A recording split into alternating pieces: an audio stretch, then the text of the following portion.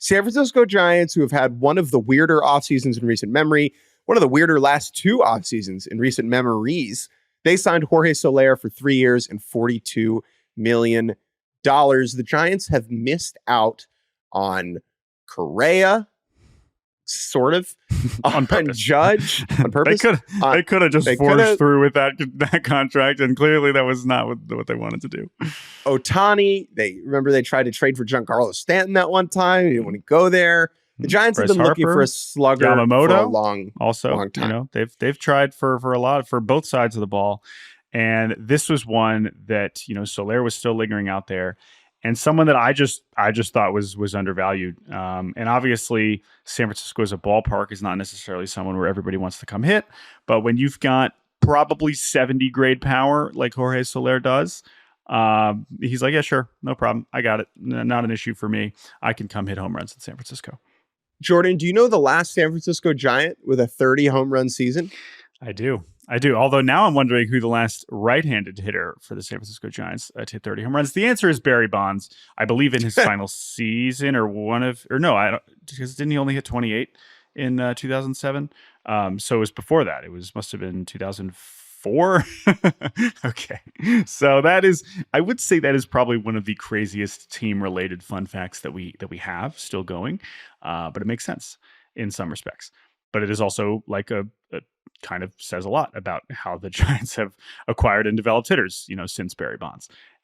30 is, and by the way, 30 in that park is a lot. And Soler, who of course had a career high 48 in 2019, but he had 36 in 2023.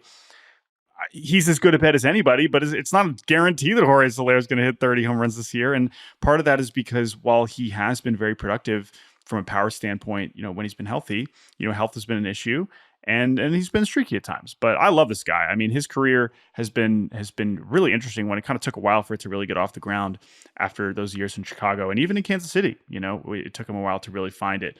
But he is a traditional slugger in every sense. It does seem like they see him as the DH. We're not going to see him have to roam around that giant outfield, which is probably for the best. And he does add something to this Giants team that gets them a little bit closer to thinking, okay, maybe if a lot goes right, they can be a wild card team. The lineup is undeniably better, just to be clear. It is better.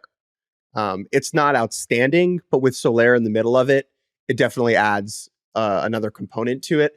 The last right-handed hitter to hit 30 home runs for the Giants was 2002. Both Jeff Kent and Rich Aurelia did it that year. Marco Luciano, who is probably going to be the starting shortstop for the Giants this year, was 1 year old in 2002, the last year that a right-handed hitter hit 30 home runs for them. I love Soler. I think he's really underrated. Whenever he's healthy, he bangs. Whenever he's hurt or battling through an injury, he's either not playing or less good. And so if he could stay on the field, I think he's awesome.